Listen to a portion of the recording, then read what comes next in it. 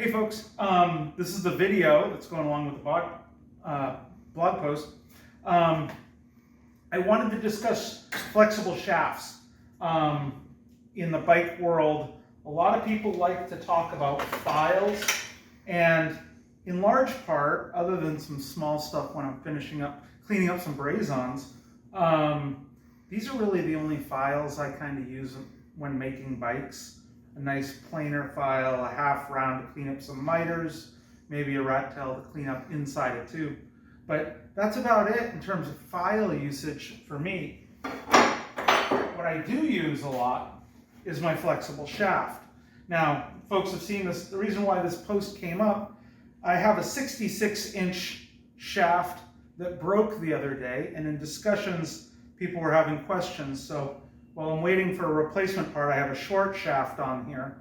But we have a foot pedal right on the ground that we use to actuate this, and essentially it's just like a grinding finger.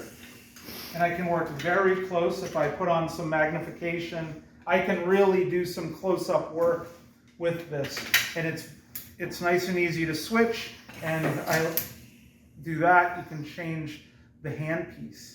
So when I'm doing a lot of finish work with metal, or if I have a part I need to clean up from machining, I'll just take it over here and I'll do all the stuff if I need to hand dress it up. It's like my 6-axis machine tool. So let's talk a little bit more about it. We have some stuff set up over here. So I have various hand pieces here, and you can see I go from my tiny hand piece here that's for even closer detailed work to my big hogging burr here that takes off tons of metal. I could have a drill attachment, and here's a 9-inch burr extension so that I can really reach in. Burrs can be long. I got some long ones here. Or they can be short and of different shapes like that. You can get finer cuts or coarser cuts.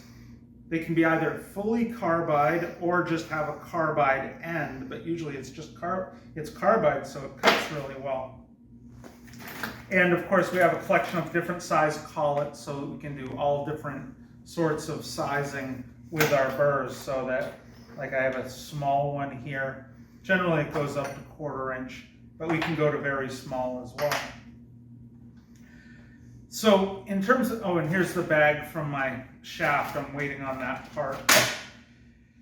So generally in the world of burrs, we have pneumatics. People use this as a cutoff wheel I use for slotting seat tubes, just like that. Then I have this nice little Mac with a burr on it. And I've got a bunch more at home that I'll discuss. So traditionally, burrs are used with pneumatic die grinders. I have a cutoff wheel, and I have a regular right angle die grinder. At home I have other ones. So I have a collection of these. They're cheap in general. This is a fancy one. It's really small from Mac. So you can do that with pneumatics as well. And then we get generally into the abrasive world that can be combined with this or with other stuff. Of course, we have the angle grinder here and the various attachments that we use with angle grinders. This is just generally for major fabrication work, taking off a ton of metal or cutting off bike locks should you need to. But we have abrasives. Let's start on this end. We have some roll lock abrasives. So this end can go in there, and we have a sanding disc here. But you could also get like a Scotch-Brite roll lock disc. So, you know, you can have a flat Scotch-Brite pad. Of course, varying sanding discs. We get also into sanding drums. So various different diameters of drums that can get into the inside of, say, 3D prints. If you have a tube fit, you can cut. I had to get some, oh, here we go, some small ones for my handlebars to get in and really cut some shapes there. We can get an abrasive flapper type of setup with these, and these can reach into seat tubes and kind of clean them up prior doing the hone. We have conical shaped abrasives like this. You can get a bunch with various different sizing and stuff like that. And then, of course, the small precision cutoff wheels of various types so that we can do very close precision cuts, maybe even finer than we would with this if we're combining with these tools.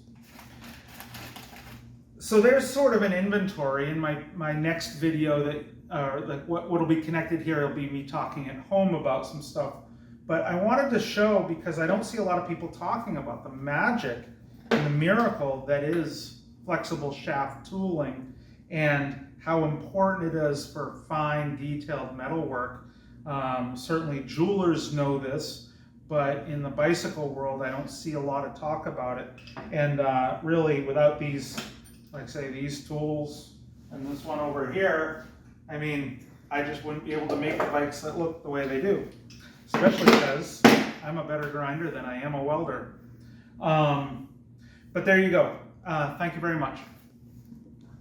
Cool. All right. This is going to be the second half of the video that I'm making because I'm at home, and I'm going to make the first half at work. So I'm talking about rotary tools and all the little bits and bobs that we kind of use when we're working with bikes or metal or precision fabrication type stuff. So here at home, here's one of my tools. This is my Makita. Let's see, it's the GD0800C. This thing is a monster. What's great about this is it's high horsepower, and I can bring it anywhere and solve a problem on site.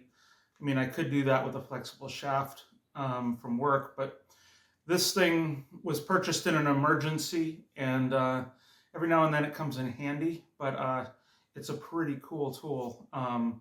They are very expensive though. Here's another tool that is not very expensive. Actually, this is one of the air tools, but it's a long reach.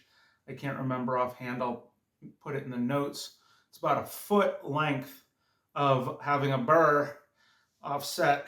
What's cool about this is I can reach deep into a tube and get some grinding at the bottom. And it can be a grinder or a abrasive or a sanding wheel or anything like that. But this was purchased. We had some problems with some distortion and some weld penetrating in toward the seat tube at the bottom where we're supporting it. We had to get all the way down in to clear up some space. These are fairly cheap on Amazon. I think they're like 120 bucks. Definitely a high return tool because it solves a problem almost nothing does. And they come longer too for a little bit more money, but definitely a great tool. Now, I've got some various other air tools here. These guys. Standard die grinder parts here. Let me show this one. This is a Mac that I got off a friend when they were clearing their tool stuff. Very tiny, really delicate and light. Kind of thing you could keep in a toolbox fairly easily and have access to this kind of thing. And then, of course, the right angle. This is a Husky, fairly low end. I mean, this is about the lowest end. This is probably the first die grinder I ever bought. It's like a Chicago or whatever, whatever is worse than Harbor Freight in the late 1980s. That's probably what this is. But I don't think you need to spend a lot of money on pneumatic die grinders if you don't use them all day. They're pretty barbaric. But I would say the tininess of this one and this is a compact right angle. It's a little bit bigger. Very handy tools to have. And then the last issue is, so a lot of these tools require very thin wrenches. I can pull some of these out. They tend to come with these cheap stamped metal wrenches. Now, that Makita came with some halfway decent wrenches, which is cool. But what I did at one time is I got some Facom's thin angled wrenches, or whatever they're called. This is a 17 and this is an 11. So those come up from time to time, but I don't like stamped steel wrenches like that, so I got some decent ones. So that's it for this part.